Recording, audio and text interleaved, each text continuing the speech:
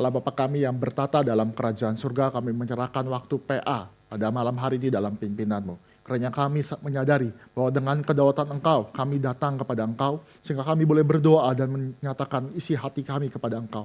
Tuhan pimpinlah kami, biar PA ini bukan hanya mengerti di dalam kognitif saja, tetapi masuk di dalam hati kami sehingga kami menyadari dan melakukan segala kebenaran firman Tuhan. Dan kami pun boleh berdoa kepada Engkau. Pimpinlah kami, baik hamba-Mu yang akan memberitakan kebenaran firman Tuhan, dan juga masing-masing yang juga mendengarkan kebenaran firman Tuhan.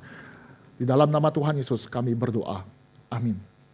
Bapak Ibu yang dikasihi Tuhan, berbicara tentang kedaulatan Tuhan dan doa. Kalau Allah itu berdaulat, apa perlu kita berdoa? Kalau Allah itu sudah menentukan dan maha tahu apa yang kita butuhkan, untuk apa kita berseru minta pertolongan Tuhan? Kalau Tuhan tahu kalau saya butuh makan, butuh uang, butuh yang namanya kebutuhan jasmani, butuh perlindungan, dan Allah itu maha tahu, maha kuasa, untuk apa kita berdoa? Ini dikatakan suatu penjelasan yang perlu kita gali bersama-sama. Kenapa? Kalau kita bisa pelajari bersama-sama, contoh ya Bapak Ibu, di dalam surat Rasul daripada Paulus, dijelaskan kepada kita, bahwa Rasul Paulus dikenal dengan Rasul yang menciptakan bagaimana kedaulatan Tuhan. Bapak Ibu di dalam surat-suratnya begitu banyak menjelaskan bahwa Allah itu berdaulat, Allah itu berkuasa. Tetapi di dalam pemikiran teologi daripada Paulus, berbicara juga adanya doa-doa yang dituliskan di dalam surat-suratnya. Sekarang kita coba pikirkan sejenak. Kalau misalkan Paulus yang sangat kental dengan doktrin kedaulatan Tuhan, tetapi dia sendiri di dalam surat-suratnya menuliskan doa pribadinya di dalam yang namanya surat itu, maka kedaulatan Tuhan tidak pernah meniadakan doa. Yang mengajarkan pun ternyata juga berdoa. Sebagai contoh, Bapak Ibu, surat Kolose, surat Roma, surat Filipi, surat Efesus, itu semuanya konsisten menuliskan kepada kita doa-doa daripada Paulus itu sendiri. Contoh lain yang mungkin Bapak Ibu juga kenal. Di dalam Injil Lukas, Yesus pernah berdoa. Dan dia berdoa padahal Tuhan sudah menetapkan. Mari kita coba lihat di dalam Lukas pasal 22. Lukas pasal 22. Kita baca bergantian ayat 31 sampai 34. Di mana cerita bagaimana Petrus itu menyangkal Tuhan Yesus. Lukas pasal 22 ayat 31 sampai 34. Saya 31, Bapak Ibu 32, kita baca bergantian sampai 34. Simon, Simon, lihat, iblis telah menuntut untuk menampi kamu seperti gandum, ayat 32.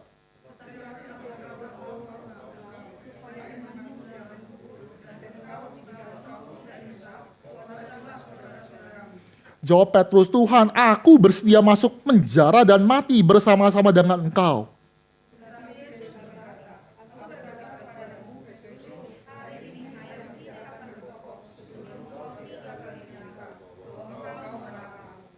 Bapak Ibu, lihat. Yesus, Allah yang berdaulat. Dia datang ke dalam dunia. Dia berkata kepada rasul yang sangat impulsif bernama Petrus. Dia katakan, kamu pasti jatuh. Tuhan sudah menetapkan kamu menyangkal aku 3 kali sebelum ayam berkokok. Tapi yang menarik, Yesus mendoakan. Yesus mendoakan supaya iman itu jangan gugur, tetapi kamu setelah insafkanlah menguatkanlah kepada saudara-saudara seimanmu. Maka kita mesti melihat doa itu menjadi satu hal, doa itu menjadi hal yang penting. Tidak mengabaikan di mana kedaulatan Allah. Justru dengan kita membahas lebih dalam lagi, justru kalau kita tahu Allah itu berdaulat, maka kita bisa datang kepada Allah yang berdaulat itu. Kita akan membahas secara eksposisi di dalam Efesus pasal pertama. Kita buka sebagai pembahasan kita. Karena sekali lagi, Rasul Paulus adalah Rasul yang menjelaskan kepada kita bagaimana dengan detail, dengan kental sekali mengenai kedaulatan Allah. Kita baca bergantian Efesus pasal pertama, ayat 15. Kita baca bergantian, saya terlebih dahulu ayat 15, Bapak Ibu melanjutkan ke dalam ayat ke-16, demikian sampai kita membaca sampai ke dalam ayat terakhir 23. Karena itu setelah aku mendengar tentang imanmu dalam Tuhan Yesus dan tentang kasihmu terhadap semua orang kudus, ayat 16, Bapak Ibu.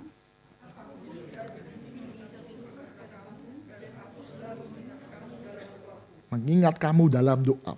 Paulus berdoa dan meminta kepada Allah Tuhan kita Yesus Kristus, yaitu Bapa yang mulia itu, supaya Ia memberikan kepadamu roh hikmat dan wahyu untuk mengenal Dia dengan benar.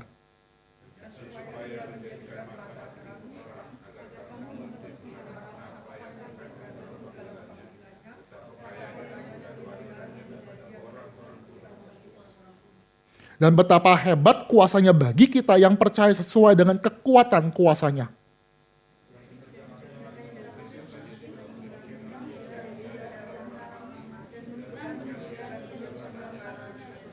Jauh lebih tinggi dari segala pemerintahan dan penguasa dan kekuasaan dan kerajaan dan tiap-tiap nama yang dapat disebut. Bukan hanya di dunia ini saja, melainkan juga di dunia yang akan datang.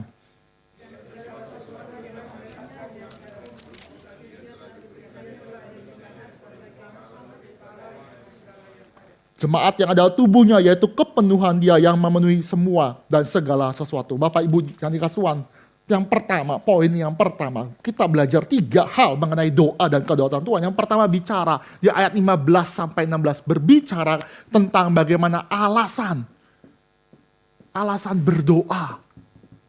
Bapak Ibu, kalau kita baca secara saksama, ayat 15 dimulai dengan kata karena itu. Karena itu, artinya apa? Ada alasan. Alasannya apa? Yaitu perikop sebelumnya, di ayat 3 sampai kepada ayat 14. Apa itu? Ayat 3 sampai 14 itu sangat kental dengan doktrin yang terutama. Mungkin sebelum saya lanjutkan, Bapak Ibu, kalau lihat di dalam ayat 3 sampai 14, Bapak Ibu bisa tebak gak? Itu berbicara paling utama itu bicara apa? Sering dipakai dan klasik bagi orang-orang reform. Tentang predestinasi. Terima kasih Bu Tias. Predestinasi. Predestinasi berarti kedaulatan Tuhan. Tuhan pilih. Kita nggak ada andil. Kedaulatan Tuhan. Apalagi kedaulatan Tuhan di dalam namanya penebusan. Yesus Kristus menebus. Tidak ada yang lain. Kedaulatan Tuhan dalam penebusan.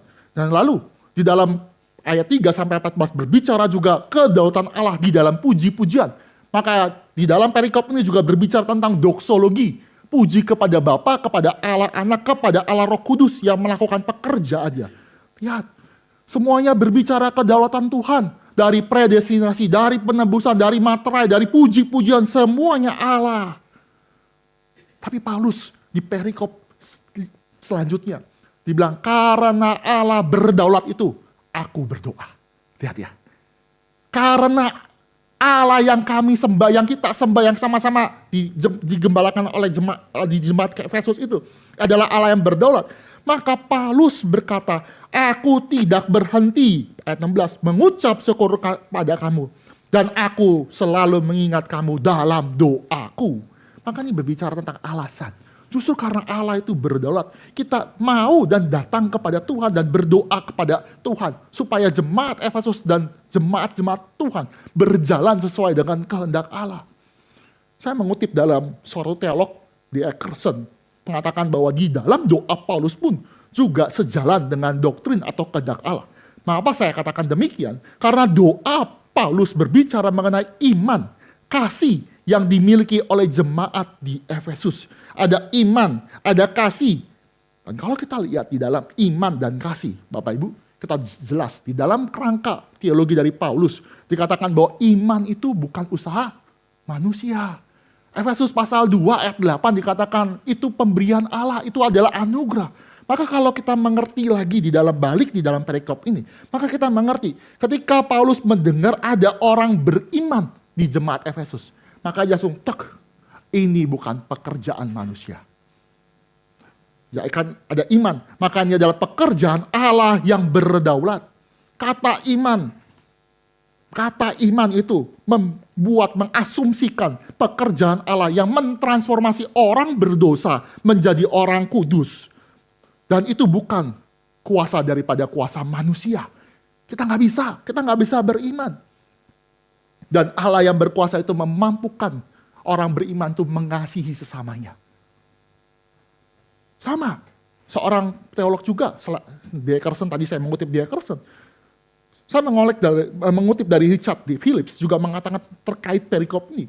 Dikatakan bahwa kita berdoa kepada Allah berdaulat untuk mengucap syukur atas segala berkat anugerah dari Allah yang berdaulatan. Allah berdaulat. Alasan kedaulatan Allah menjadi hal yang penting bagi kita untuk mengucap syukur kepadanya. Kenapa? Dia berargumen, Richard de Phillips katakan, jika keselamatan iman itu dari Allah dan karena kehendaknya saja, maka ucapan syukur 100% kembali kepada Tuhan. Kalau keselamatan itu tidak ada campur tangan manusia, maka segala puji hormat harus kembali kepada Tuhan. Richard de Phillips juga melanjutkan bahwa dia tidak pernah memberikan yang namanya penjelasan, atau Paulus tidak pernah memberikan penjelasan mengucap syukur karena iman jemaat itu diperoleh karena usahanya sendiri. Enggak. Dia sadar ketika ada yang beriman itu, dan iman itu anugerah daripada Tuhan, dan anugerah itu adalah dari Allah yang berdaulat, ucapan syukur kembali kepada Tuhan. Maka kalau doa itu menyangkali kedaulatan Tuhan, itu doa yang salah. Doa yang salah.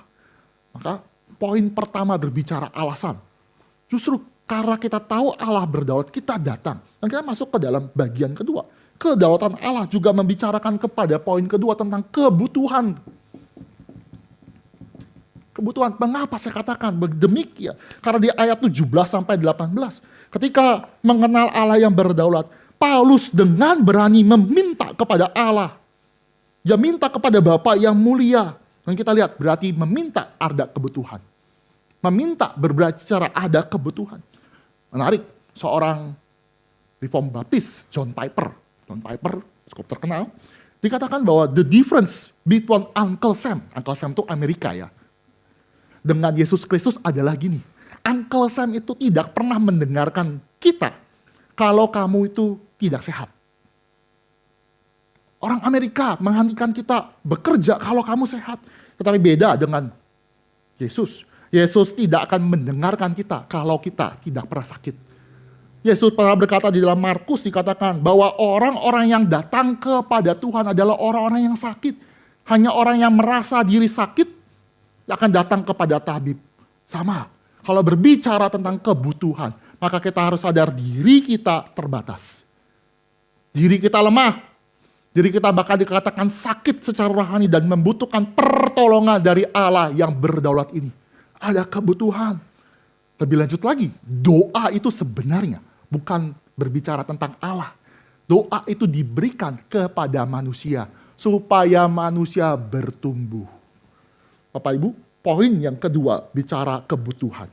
Kebutuhan kita, kebutuhan umat Allah, kebutuhan jemaat Efesus atau dibesarkan, kebutuhan gereja untuk berdoa dan minta tolong kepada Tuhan. Berarti berbicara kebutuhan juga bergantung 100% kepada Tuhan. Dan bergantung itu tentunya juga sejalan dengan kehendak Allah. Minggu lalu, pendeta Tama sudah menjelaskan ada 2 kehendak Tuhan. Mungkin sedikit mengingat ya. Kehendak pertama ada reveal. Yang kedua adalah secret.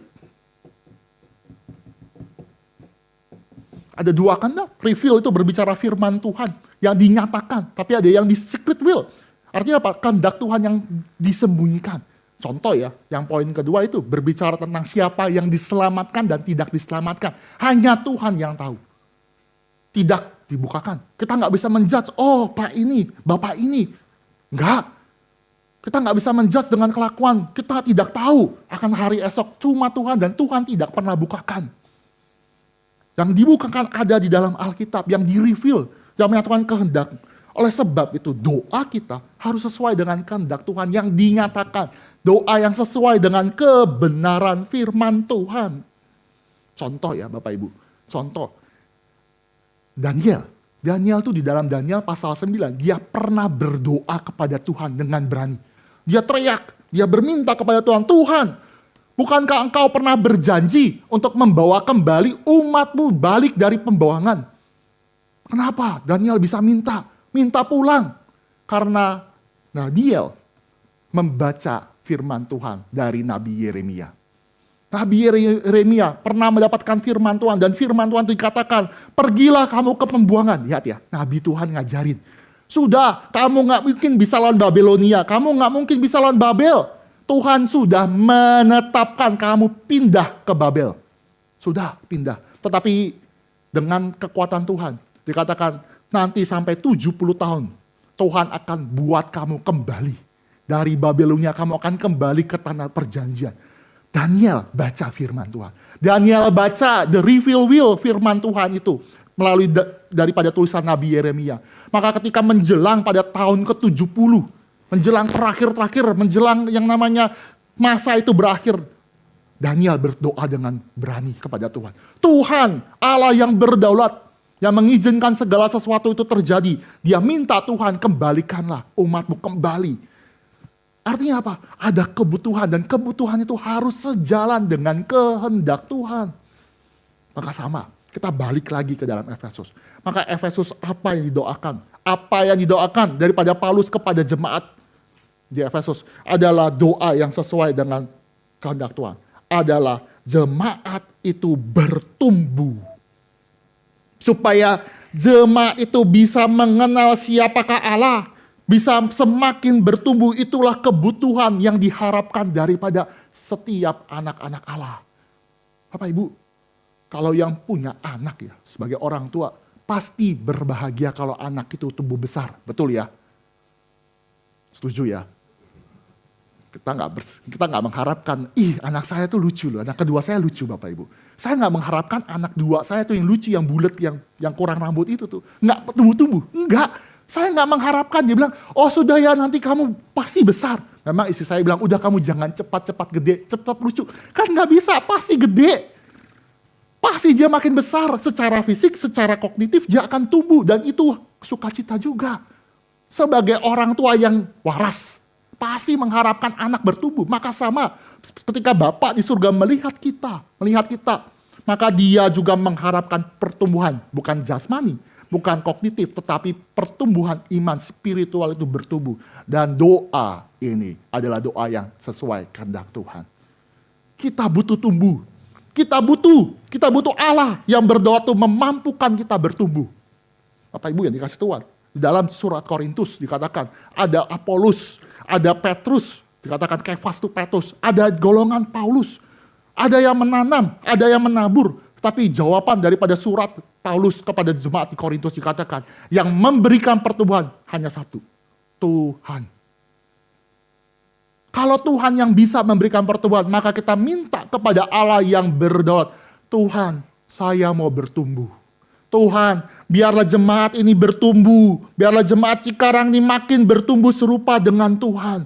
Karena itu adalah permintaan yang sesuai kehendak Tuhan. Jadi doa kita juga, kalau kita berdoa kepada Tuhan yang berdaulat, kita jangan minta yang aneh-aneh. Jangan minta untuk kerajaan kita sendiri. Jangan minta untuk hanya kerajaan kita sendiri. Enggak, tapi mulai bertahap, bertumbuh semakin pengenalan. Sedangkan ada dua hal yang dimaksudkan Paulus, apa yang dimaksudkan dengan pertumbuhan atau kebutuhan daripada jemaat Paulus, jemaat Efesus, dan juga jemaat kita. Yang pertama adalah supaya jemaat Efesus semakin mengenal Allah dengan benar. Saya bacakan bagi kita semua ya, ayat 17.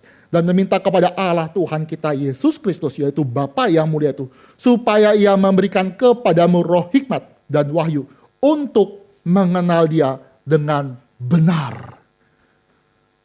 Maka menjadi refleksi bagi kita. Apakah kita di dalam gereja ini semakin lama semakin ingin kenal Tuhan dengan benar? Jika tidak, minta kepada Tuhan. Jika tidak, minta dengan lantang seperti Daniel. Minta Tuhan, aku minta pertumbuhan. Aku minta ada kebangunan rohani di dalam diri saya, di dalam anak-anak, di dalam saudara, di dalam pasangan. Kenapa? Karena ini adalah yang sesuai.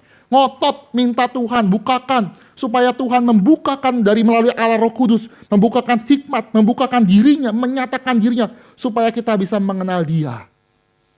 Bapak Ibu, kalau kita berelasi ya. Kalau berelasi itu pasti kan perlu kenalan Bapak Ibu. Kenalan. Kalau kita sebagai manusia, kita kenalan baik-baik, kita bisa berkenalan. Tetapi permasalahan terbesar adalah kalau kita mau kenalan sama Tuhan, beda. Kenapa saya katakan? Karena kita dengan Tuhan ada beda kualitas. Kita ini ciptaan, Allah itu pencipta. Nggak mungkin ciptaan bisa mengenal pencipta. Nggak mungkin. Maka satu-satunya cara adalah pencipta membukakan. Reveal itu membuka, revelation. membukakan diri dia. Aku ini Allah loh. Aku ini pencipta kamu loh. Aku ini penebus kamu loh. Baru kita sebagai ciptaan bisa mengerti. Oh, ini loh Allahku yang benar. Ingat ya, sekali lagi ya. Kita nggak bisa. Bapak Ibu, kalau yang punya binatang peliharaan ya. Kan nggak mungkin ya tiba-tiba binatang itu kenal majikannya. Sulit. Pasti kita kenalan dulu. Kalau kucing gampang. Kalau kucing gampang Bapak Ibu. Kasih makanan dia datang terus. Dia lihat, wah ini cocok. Tapi kalau binatang misalnya kayak anjing gitu ya, kan perlu dilatih. Intinya apa? Saya mau bicara, kita yang lebih superior daripada anjing, kita perlu proses PDKT, kenalan. Kita yang mesti menyamparin dia sendiri. Itu kan perlu proses lama loh. Saya ini owner. Anjing cuma jawab, kuk, kuk, kuk, kuk, gitu. Susah ya? Atau kucing, meow, meow, meow, gitu. Nggak bisa, sampai perlu waktu yang lama. Lihat ya, ini kan manusia dengan binatang. Binatang itu lebih rendah, manusia lebih tinggi. Maka kita balik. Kalau kita mau mengenal Tuhan, maka satu-satunya Allah bukakan dirinya. Allah harus bukakan dirinya. Pengenalan itu apa sih? Pengenalan itu dikatakan ada dua sebenarnya. Tadi kita poin pertama tapi ada cabangnya. Pengenalan itu berbicara tentang ada dua. Jadi doanya si Paulus itu adalah supaya meminta kepada Allah Tuhan kita Yesus Kristus. Jadi gini, di dalam doa Paulus itu, doanya itu kalau dia memberikan deskripsi Allah, maka dia juga meminta sesuai dengan apa yang dia minta sesuai deskripsinya. Contoh ya, kalau Bapak Ibu punya anak ya, kalau Bapak Ibu punya anak, terus anak kita bilang, Papa yang pemurah. Nah, artinya apa tuh? Papa pemurah, Papa yang baik hati. Artinya apa? Dia pengen dibelajakan, ngerti ya? Belum pernah ya? Tiba-tiba dia datang, Papa baik deh hari ini. Wah, pasti kan ada something ya. Somethingnya apa? Minta berhubungan dengan karakter saya, karakter kita, yaitu baik. Betul ya?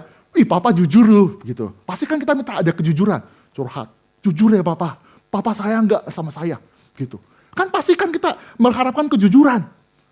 Sama, ketika Paulus berdoa, berkomunikasi kepada Allah Bapa, dia membuka dengan dua hal, yaitu pertama, dia berbicara kepada Tuhan Yesus Kristus, Allah Tuhan Yesus Kristus, artinya kepada Allah Bapa, tapi melalui perantaraan Tuhan Yesus Kristus. Mengingatkan doa kita bisa sampai jika di dalam nama Yesus itu sendiri. Karena segala berkat hanya bisa dimediasi hanya di dalam Yesus Kristus. Tapi yang poin kedua yang saya mau highlight, Paulus mengatakan yaitu Bapa yang mulia di alam 17b. Dikatakan bahwa kepada Bapa yang mulia itu, kata mulia itu penting. Mulia itu bukan berarti mulia itu mengandung kemuliaan, enggak. Allah itu mulia karena memang dia mulia. Contoh ya Bapak Ibu ya, segitiga itu segitiga kalau dia punya 3 sisi. Esensi daripada segitiga punya 3 sisi. Contoh lain, segitiga itu pasti segitiga kalau misalkan dia jumlah daripada sudut-sudutnya 180 derajat. Tahu lah ya Bapak Ibu ya, segitiga ya. Segitiga tahu ya Bapak Ibu ya, segitiga. Segitiga, ini kan kalau sisinya cuma 2 bukan segitiga Bapak Ibu. Maka esensi daripada segitiga, sisinya 3, jumlah sudut-sudutnya 180 derajat, punya 3 sudut. Kalau dia punya kelebihan sudut, berarti dia bukan segitiga, bisa segi 4, segi 5, segi 6. Maka bicara tentang Bapa yang mulia, artinya Bapa yang mulia, Allah yang mulia, artinya Allah pasti mulia. Namanya Allah pasti mulia. Kalau Allah itu nggak mulia, bukan Allah. Berhenti dia jadi Allah. Maka ketika Paulus berkata, aku berdoa supaya Allah yang mulia kepada Allah yang mulia. Artinya berbicara bahwa orang-orang percaya pun juga akan memuliakan Tuhan. Ini ada keadaan di mana kita menjadi serupa dengan Bapa. Menjadi sama seperti Bapa, artinya sama di dalam kemuliaan. Memohon kepada Bapa yang mulia. Artinya mengakui bahwa Allah itu mulia. Pengakuan itu memunculkan rasa ucapan syukur kepada Allah. Dan juga harapan kepada Allah, sehingga kemuliaan itu akan dicapai di masa depan. Bapak Ibu lihat di dalam ayat 18 bagian C. Atau saya bacakan di dalam 18 seluruhnya. Dan supaya ia menjadikan mata hatimu terang, agar kamu mengerti pengharapan apakah yang terkandung dalam panggilannya. Perhatikan di dalam kalimat selanjutnya. Betapa kayanya kemuliaan bagian yang ditentukan bagi orang-orang kudus. Menarik loh. Bapa yang mulia mengajak kita berbagian dalam kemuliaannya. Indah loh. Indah. Berbagian. Mendapatkan warisan, mendapatkan keindahan. Artinya pengharapan kita supaya Bapa yang mulia jangan lupakan kita dan minta supaya kita berbagian di masa yang datang, di masa pengharapan itu. Bahwa kita mendapatkan sama-sama kemuliaan yang Tuhan siapkan bagi kita. Kebutuhan. Ini kebutuhan. Allah yang berdaulat yang mampu bisa berikan kemuliaan ini. Yang kedua, kebutuhan yang pertama yaitu mengenal Allah. Kebutuhan kedua adalah sama sebenarnya. Supaya mata hati kita dibukakan. Supaya kita bisa melihat dengan benar. Karena kalau nggak Allah Roh Kudus memberikan iluminasi kepada kita, tidak memberikan yang namanya mencelikan mata kita yang buta, kita nggak mungkin bisa mengenal Allah. Bapak Ibu, tahu ada matahari itu nggak cukup. Perlu melihat matahari. Bapak Ibu, matahari ada. Tapi kita perlu satu objek lagi, satu hal yang mesti ada. Yaitu kita sendiri punya kemampuan lihat matahari. Tuhan ada, Tuhan menyatakan diri. Tuhan mereveal dirinya. Tetapi kalau kita tidak punya mata rohani yang benar, kita tidak bisa lihat Tuhan. C.S. Lewis mengatakan di dalam kutipannya, dia percaya, I believe in Christianity as I believe that the sun has risen. Not only because I see it, but because by it I see everything else. Membicarakan, saya percaya kekristenan itu benar, sama seperti saya percaya bahwa matahari itu sudah terbit. Bukan karena saya lihat matahari, tetapi dengan matahari saya bisa lihat segala sesuatunya. Maka sama, Allah yang membuat matahari terbit, juga Allah yang memampukan kita menyadari ada matahari. Allah yang juga menyatakan diri sebagai Allah, juga Allah yang membukakan mata hati kita sehingga mata kita bisa melihat adanya Allah. Dua-duanya perlu. Dan dua-duanya pekerjaan Allah yang berdaulat. Contoh ya Bapak Ibu ya, di dalam perjanjian lama dan perjanjian baru ada perbedaan. Ada mujizat-mujizat. Ini di dalam studi perjanjian lama bersama Ibu Inawati Teddy, dikatakan ketika Yesus datang ke dalam dunia, dia melayani di masa inkarnasinya, kasus kerasukan itu banyak. Bapak Ibu deh, lihat deh, di dalam perjanjian lama nggak ada yang kerasukan. Perjanjian baru tuh kerasukan. Kenapa? Karena demon itu, iblis itu terancam. Kan possession, kan kerasukan tuh possess, dimiliki. Dia sadar bahwa dunia ini bukan miliknya dia.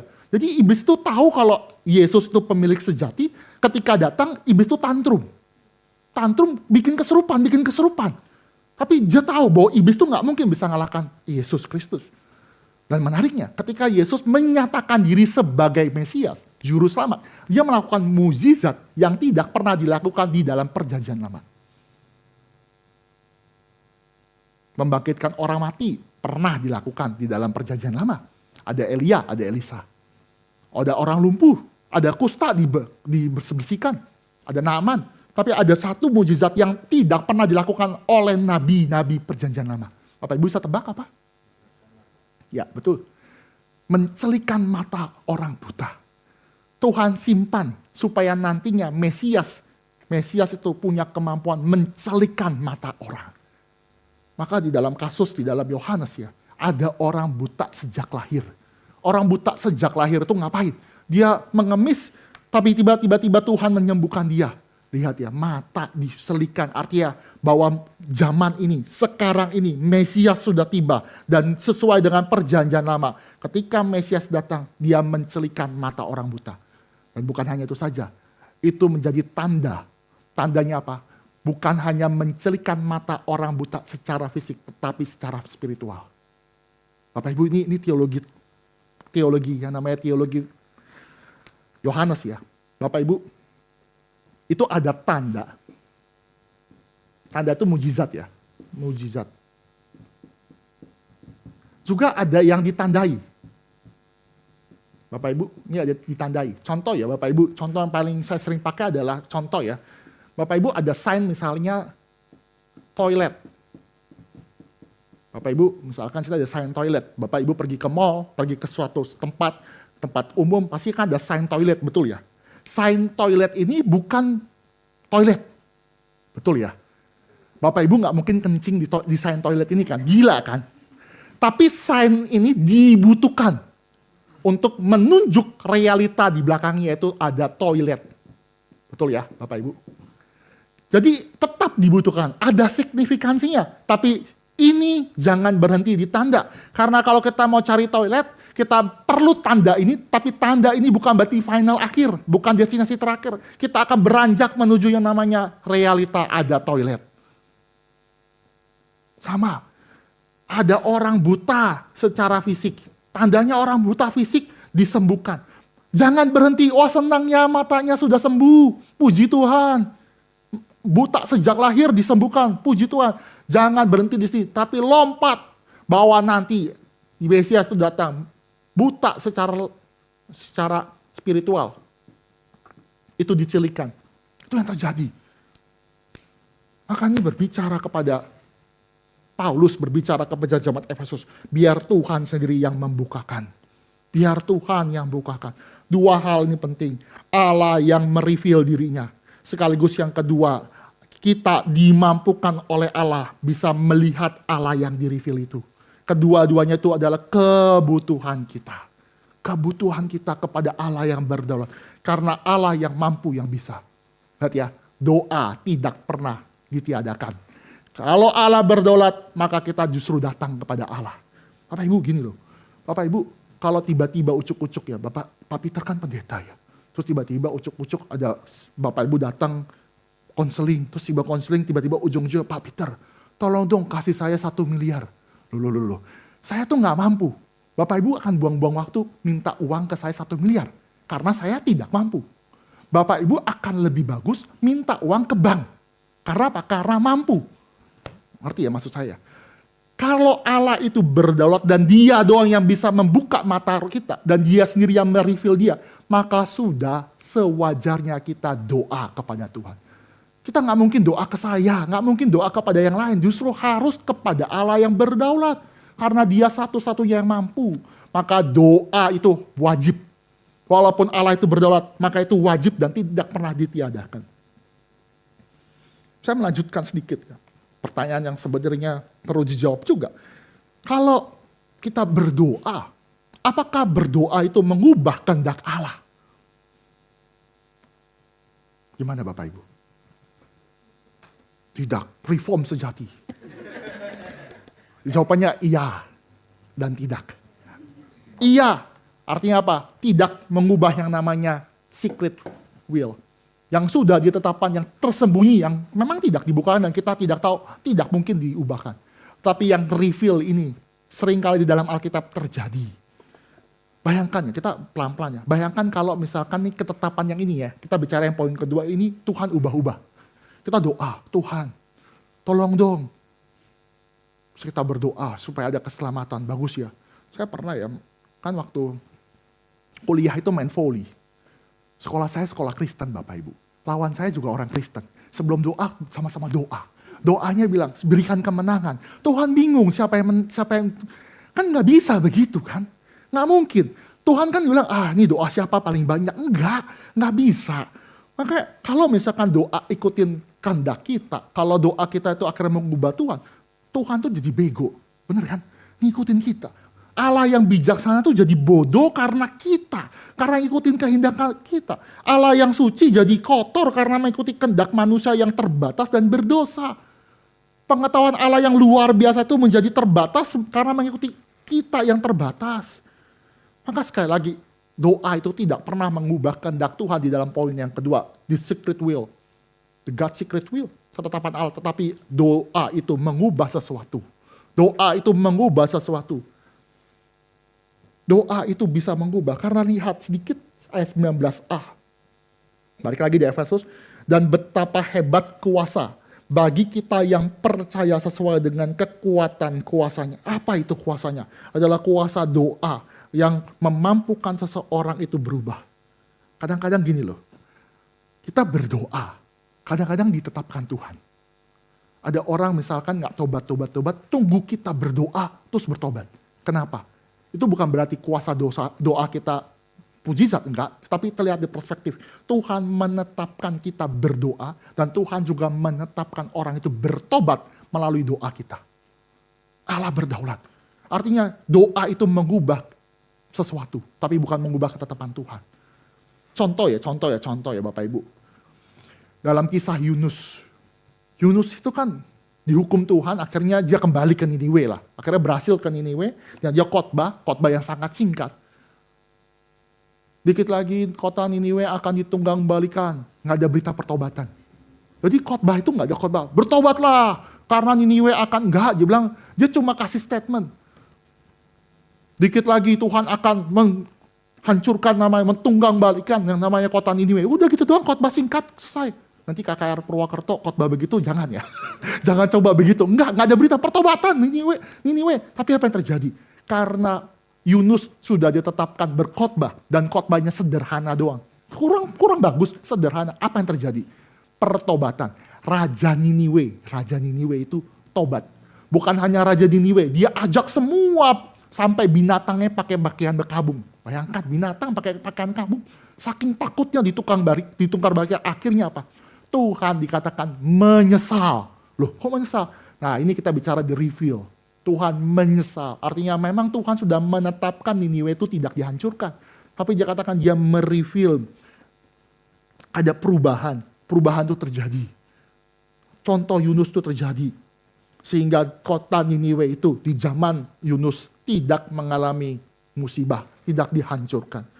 Maka apa sih aplikasinya? Kalau kita berbicara ada kuasa di dalam doa. Doa yang kita doakan kepada orang-orang sesama orang kudus ada kuasanya. Maka kalau kita bicara tentang doa ya, maka secara aplikasi kita jangan abaikan pelayanan doa. Kita jangan sembarangan berdoa. Doa kita bisa dikuatkan, juga bisa menguatkan. Doa kita pun bisa menolong dan ditolong. Doa kita juga menghibur, doa kita pun juga bisa dihibur. Doa kita adalah doa yang kepada Allah dan kita bersandar kepada Allah. Kalau ada orang yang minta, ayo doakan saya ya. Doakan. Kenapa? Karena bisa jadi Tuhan tetapkan doa Bapak, Ibu, Saudara sekalian untuk membawa orang itu bertumbuh secara iman. Jangan abaikan. Pelayanan doa itu pelayanan yang berat. Saya katakan berat. Saya akui berat. Bapak, Ibu, berdoalah 1 jam. Sulit. Konsisten berdoa berat. Karena doa cuma doa. Ordinary, biasa saja, cuma doa. Bapak Ibu ya, habis doa, kita kan nggak mungkin klaim ya, itu karena doa saya tuh, nggak mungkin kan, sombong. Maka habis doa kan nggak kita klaim kan, itu karena saya doa, enggak. Kalau orang benar ya, dia doa nggak akan diketahui kalau dia sudah berdoa. Tuhan yang lihat, nggak ada signifikansi. Biasanya nih pelayanan yang paling tidak ada yang mau. Karena nggak terlihat, tetapi ada kuasanya. Lanjut, poin ketiga ya. Nih tadi kebutuhan. Ini ada pertama alasan berdoa, kebutuhan akan berdoa. Ketiga adalah berbicara tentang Allah berdoa dan dorongan kita berdoa. Dorongan berdoa maksudnya apa? Bapak Ibu gini loh. Sekarang berandai-andai Bapak Ibu punya toko, punya showroom, dan Bapak Ibu punya produk yang tahan tekanan, tahan pukulan, tahan api, tahan air. Bapak Ibu yang punya toko, bayangkan punya toko ya, berandai-andai ya. Kalau Bapak Ibu punya produk seperti itu, apa yang Bapak Ibu mau pengen display? Apa yang mau pengen Bapak Ibu show? Mau pengen kasih unjuk kepada customer, calon customer? Kalau misalkan berbicara durability, mungkin. Kita coba ya, nih barang produknya itu kita tekan-tekan, betul ya? Tekan-tekan, kita injek-injek, supaya orang percaya ini kuat. Oh, kalau tahan api kita coba pakai flame tower ya, bakar, kuat. Pakai air nggak karat. Kita kan pasti display kan, mendisplay. Bapak Ibu punya toko pasti kan ada barang display, bener ya? Ya bener lah. Kalau nggak punya toko, pasti ada barang display. Pasti barang display paling terbagus dong. Pasti terbagus dan sesuai dengan apa yang kita mau kan, kualitasnya. Nah, sekarang kita masuk ke dalam spiritual. Kalau Allah itu berdaulat dan memang Allah itu berdaulat, apa yang mau ditunjukkan kepada kita, kepada manusia, bahwa Allah itu berdaulat. Apa yang mau di-show, apa yang mau ditunjukkan kepada ciptaan yang menyatakan Allah itu berdaulat.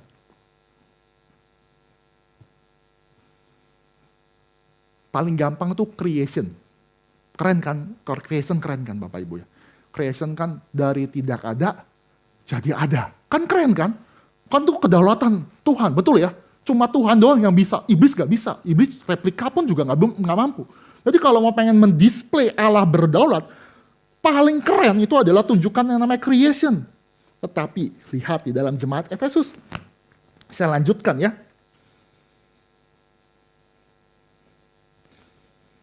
Ayat 19 sampai 20 saya baca. Dan betapa hebat kuasanya bagi kita yang percaya sesuai dengan kekuatan kuasanya.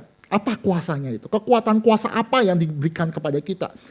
Ayat 20. Yang dikerjakan di dalam Kristus dengan membangkitkan dia dari antara orang mati. Dan mendudukkan dia di sebelah kanannya di surga. Bapak Ibu, untuk menyatakan kemahakuasaan Tuhan yang paling spektakuler, dia nggak pakai creation. Dia nggak pakai yang namanya tiba-tiba muncul barang. Enggak. Dia kasih unjuk membangkitkan Yesus Kristus. Lihat ya. Kok itu paling keren? Kok itu paling keren? Karena kedaulatan Tuhan bukan berbicara tentang kemahakuasaan. Tetapi kedaulatan Allah juga berbicara yang mana yang paling memuliakan. Mana yang paling the most revealing bagi manusia berdosa. Ada 3 event yang dikatakan paling mulia sehingga kita sadar Allah ini Allah yang berdaulat. Yaitu Paulus mengatakan, tadi sudah saya baca, Yesus bangkit dari antara orang mati. Ya display. Bapak Ibu gini ya. Bagi Tuhan itu, sebelum masuk lagi, bagi Tuhan itu ya, nggak ada yang namanya degree of difficulty. Gini. Bapak Ibu, kalau misalkan bikin Indomie mudah ya. Mudah lah, karena kan instan ya. Coba Bapak Ibu bikin yang namanya, apa ya, yang lebih susah apa ya? Bapak Ibu yang susah apa? Cake, pasta, cake atau apalah itu. Pasti susah ya Bapak Ibu ya. Antara bikin Indomie dengan bikin yang namanya pasta atau bikin yang namanya sesuatu cake itu kan lebih susah kan. Kenapa? Karena kita terbatas. Tuhan itu nggak punya degree of difficulty. Dia mau menciptakan, mau membangkitkan, sama-sama mudah. Karena tidak ada yang mustahil bagi Tuhan. Dan dia menunjukkan yang paling berkuasa adalah kebangkitan Yesus Kristus. Kenapa saya katakan paling? Karena di dalam kebangkitan Yesus Kristus itu membangun jemaat, membangun gereja. Karena kalau percaya Yesus itu bangkit, maka memberitahukan kepada kita, maut sudah tidak lagi berkuasa. Sengat maut sudah dikalahkan, dan karena Yesus bangkit, karena Yesus yang adalah sulung dari yang bangkit, maka menjamin gereja, menjamin orang-orang percaya di dalam Kristus, memperoleh kebangkitan, memperoleh tubuh kebangkitan, dan masuk ke dalam langit dan bumi yang baru. Lihat ya, ini kan paling indah, paling mulia. Itu yang event pertama. Event kedua di bagian selanjutnya di ayat 20b sampai 21. Setelah dibangkitkan, Yesus itu duduk di sebelah kanan di surga. Dikatakan jauh lebih tinggi dari segala pemerintah, ayat 21, dan penguasa dan kekuasaan dan kerajaan yang tiap-tiap nama yang dapat disebut.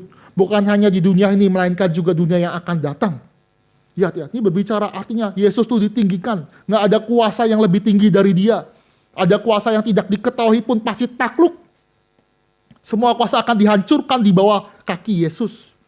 Dan menariknya, ketika kita berada di dalam Yesus Kristus, in Christ, in Christo, en Christo, itu berbicara di dalam Kristus, kita juga menerima kuasa itu. Yang ketiga, yang paling utama semuanya di ayat 22 sampai 23. Saya bacakan ayat 23. Dan segala sesuatu yang tadi itu bicarakan, dan segala sesuatu telah diletakkan di bawah kaki Kristus.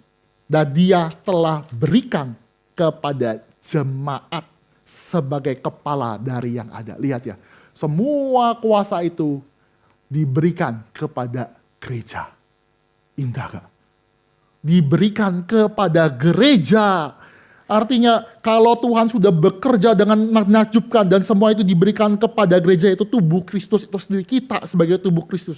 Maka segala kemahakuasaan dan kuasa ini sudah diberikan untuk pertumbuhan gereja. Dan melihat ini kita juga harus sadar, kita bisa datang kepada Tuhan dengan kekuatan ini. Kita bisa datang dengan doa kepada Tuhan karena ada kuasa yang Tuhan Yesus sudah kerjakan. Ini perspektif kemahakuasaan itu. Kita lihat kemahakuasaan kan dikenal dengan macho ya. Orang yang berkuasa tuh punya harta, kekayaan, punya power, identik dengan gitu. Tetapi Tuhan membuka perspektif kemahakuasaan adalah dengan memberikan hati, memberikan kasih kepada jemaatnya. Kita pernah iba gak sih kalau ada orang ya yang tenar, berkuasa, hebat, tapi rela masuk ke God. Kita harus bilang, kok bisa ya? Itu menyatakan perspektif kemahakuasaan dengan gentleness, dengan kasih yang ilahi. Dan Kristus kerjakan. Allah yang maha kuasa di atas segalanya, yaitu di surga itu dia disembah. Dia datang masuk ke dalam, bukan ke God, tapi dia masuk kemana? Masuk ke dalam dunia orang berdosa. Bapak Ibu, masuk ke dunia orang berdosa itu berat. Bapak Ibu cobalah bertahan di tengah-tengah orang-orang berdosa. Sehari mungkin tahan, 2 hari mungkin kita sudah mulai emosi. Hari ketiga update status, hari keempat kita mulai emosi, hari ketujuh mungkin kita resign dari pekerjaan. Atau sebulan kita tunggu gajian. Berat, kenapa? Kalau kita orang benar di sekelilingnya orang-orang jahat, kita akan tersiksa. Berat, bayangkan Yesus itu 30 tahun lebih dia ada di dalam dunia orang berdosa. Di dalam dunia orang berdosa, maka orang benar ini tersiksa. Melihat keadaan manusia yang berdosa. Tapi dia rela masuk ke dalam dunia ini. Supaya gereja itu bisa diangkat. Dan atas kuasa itulah kita sebagai gereja bisa berdoa kepada Bapa yang mulia. Atas pekerjaan Kristuslah yang mengimputasikan kebenaran kita. Sehingga kita bisa datang kepada Tuhan dan bisa berseru kepada Allah kita sebagai Bapa kita yang mulia. Dia memberikan segalanya sehingga dosa-dosa kita diampuni dan mendorong kita juga untuk bisa dan berani berdoa dan mendorong atas kuasa yang Tuhan berikan, mendorong kita masuk berdoa kepada Dia. Inilah otoritas kuasa Tuhan yang memampukan kita berdoa sekaligus atas dasar nama Yesus inilah kita punya akses yang tak terbatas kepada Bapa yang ilahi. Indah loh, indah, unlimited access. Doa kepada Tuhan. Penutup bagi kita semua. Penutup. Akses doa yang indah itu sekarang sudah diberikan kepada gereja. Dan ketika gereja memakaikan pakaian keindahan, kita bisa meminta. Ini ada suatu penutup dikatakan ada tongkat kerajaan yang terulur. Tongkat kerajaan terulur. Ini membandingkan dengan kisah daripada kisah Esther. Dikatakan di dalam Esther pasal 4 ya. Kita coba lihat sedikit ke Esther pasal 4. Di dalam kisah Esther menjelaskan kepada kita hal yang menarik. Bahwa ketika Esther itu mau pengen menghadap daripada raja yang adidaya ini. Harus ada perkenankan. Kita buka Esther 4 ya. Kita coba lihat ya. Ayat 11 saya bacakan ya. Esther 4 ayat 11 dikatakan ketika Esther menyuruh menghadap kepada ini. Dikatakan semua pegawai raja serta penduduk daerah-daerah kerajaan mengetahui. Bahwa bagi setiap laki-laki atau perempuan yang menghadap raja di pelataran dengan tiada dipanggil. Hanya berlaku satu undang-undang yaitu hukuman mati. Hanya orang yang kepadanya raja mengulurkan tongkat emas yang akan tetap hidup. Dan aku selama 30 hari ini tidak dipanggil menghadap raja. Esther itu gak pernah ada kesempatan. Dikatakan kalau di pelataran kita berdiri dan di pelataran itu Raja Ahasuerus itu tidak berkenan, Esther mati. Apa yang dilakukan di dalam Esther pasal kelima ya. Esther itu meminta berdoalah. 3 hari, berpuasalah untuk aku. Aku akan datang, if I perish, I perish. Jika aku binasa, aku binasa. Tapi berdoalah 3 hari. Dan pada hari yang ketiga, saya bacakan di dalam pasal kelima ayat 1 sampai 3. Pada hari yang ketiga, Esther mengenakan, setelah dia berpuasa, dia mengenakan pakaian ratu. Lalu berdiri di pelataran dalam istana raja. Tepat di depan istana raja, raja bersemayam di atas tahta kerajaan di dalam istana, berhadapan dengan pintu istana itu. Ketika raja melihat Ester, sang ratu, dituliskan sang ratu, berdiri di pelataran, berkenanlah raja kepadanya, sehingga raja mengulurkan tongkat emas yang di depannya, di tangannya ke arah Ester, lalu mendekatlah Ester dan menyentuh ujung tongkat itu. Tanya raja kepadanya, apa maksudmu hai Ratu Ester? Dan apa keinginanmu sampai setengah kerajaan sekalipun akan diberikan kepadamu? Lihat, Ester membulatkan tekadnya, masuk ke dalam pelataran, dan di pelataran itu raja melihat Ester berpakaian keratu, dan di dalam pakaian itu raja berkenan. Suatu hal yang indah, dia masuk mendapatkan perkenanan. Ini cerita tentang raja dunia yang melihat keindahan, kecantikan pakaian daripada Ratu Ester ini, dia berkenan. Maka kita cita yang lebih besar. Ketika kita masuk ke dalam raja di atas segala raja, Bapa di atas segala Bapa, Allah itu sendiri. Kita nggak bisa masuk tanpa perkenanan. Kita nggak bisa masuk tanpa baju. Baju apakah? Baju Kristus. Efesus dikatakan, kenakanlah pakaian Kristus. Kenakanlah kebenaran Kristus, sehingga ketika ada di pelataran Allah melihat Kristus ada di dalam diri kita, sehingga tongkat kerajaan Allah terulur, sehingga kita bisa diperkenankan. Atas kuasa dan doa itulah kita bisa datang kepada Tuhan. Pakaian Kristus adalah kebenaran, imputasi yang diimputasikan kepada kita. Satu hal yang indah sekali, sehingga ini memampukan kita untuk terus berdoa. Kita satu ayat penutup ya. Kita buka Yakobus pasal 5 ya. Kita baca bersama-sama ya. Yakobus pasal ke-5. Kita baca bersama-sama ayat.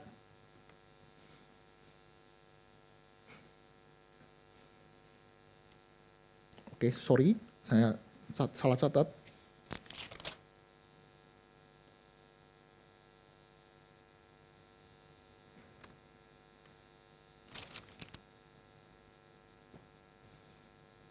Oke, ayat 16.